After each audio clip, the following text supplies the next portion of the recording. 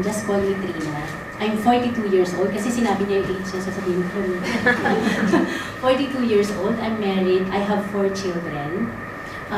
Why I am here? Because of my mom. My mom is suffering from multiple cancer. And seeing her agony is a terrible thing inside me. Paano ko nakita yung Intra?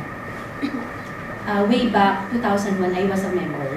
So one of our AVP, Assistant Vice President, nilibre niya ako sa membership. So pero nawala ka-apply ko, nawala ako.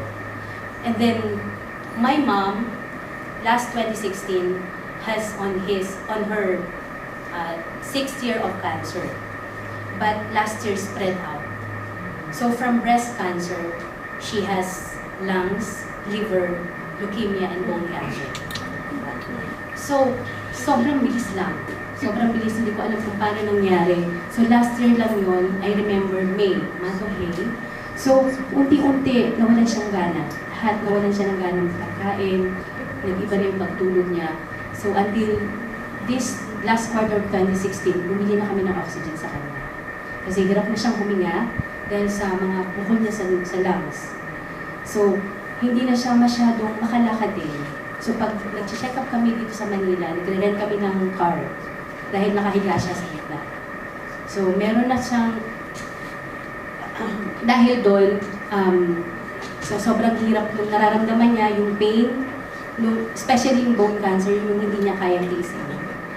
So as a daughter of my mom suffering from multiple cancer, napakasakit po sa akin. Lalo na, nandito kami, nagtatrabaho.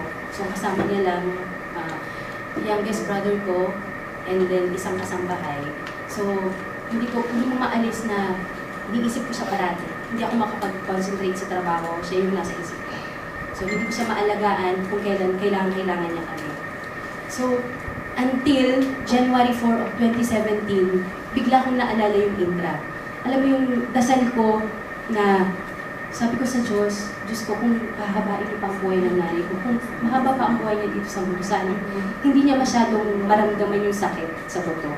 Kasi ang hirap makita na gano'n yung, ang hirap makita na nagsasuffer ng gano'n yung mother mo.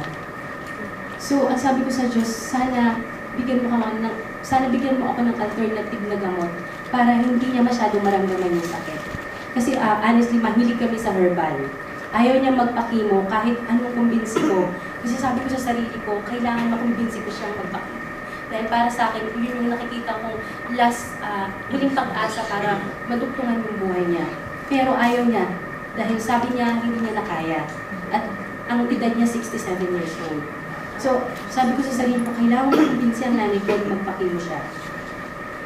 Pero siya pa rin ang masusunod, so ayaw niya. So, suddenly nga, January 4, 2017, naalala kong bigla ang Intra when I came home from the office. So, sabi ko sana nandito pa ang Intra. Kasi I totally forgotten it eh. Way back 2001, imagine, nakalimutan ko na siya. So, when I got back from the office, sana nandyan pa ang Intra. Nag-search ako sa Facebook. So, nakita ko lifestyle sa iba't ibang bansa. Pero ang gusto ko makita, lifestyle Intra. So, nung makita ko yung Intra, nakita ko yung contact number doon, tumawag ako, sabi ko, Sir, gusto kong order ng Intra, i-deliver mo sa akin ng Thursday. So, dineliver nga niya. Then, binalita ko sa mother ko, tuwan-tuwa siya, alam niya kung gaano kabisa yung Intra.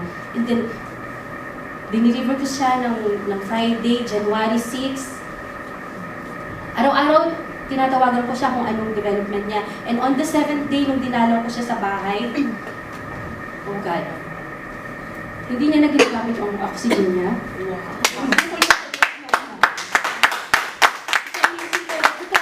So talaga yung nangyari yun. Dahil kahit ako ibang makapaniwala, pero if you have faith in God, if you have faith in God, hindi ka niya bibiguin. Yes. Hindi namin kinwestiyon na Diyos. Honestly, even my mom, sinasabi niya lang, kung bahabain mo ang buhay ko, bahala ka na sa akin. So yun, on the 7th day, nawala ang bukol niya, hindi na siya gumamit ng oxygen. First time ko nakita napaka-aliwalas na mukha. Nawala na yung pagmamalas ng mukha niya.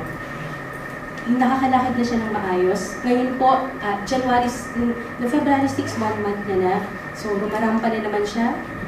Gumagana na naman siya sa labas. Sabi ng kapatid ko, nung Saturday, nakita siya kumakit sa puno. Ang gamit ko yung hagdan, kasi mahilig po, ang hobby po niya ay maghalaman. So, mga orchids, so yun po. I want to give back all the glory to God. Thank you, Lord. Thanks.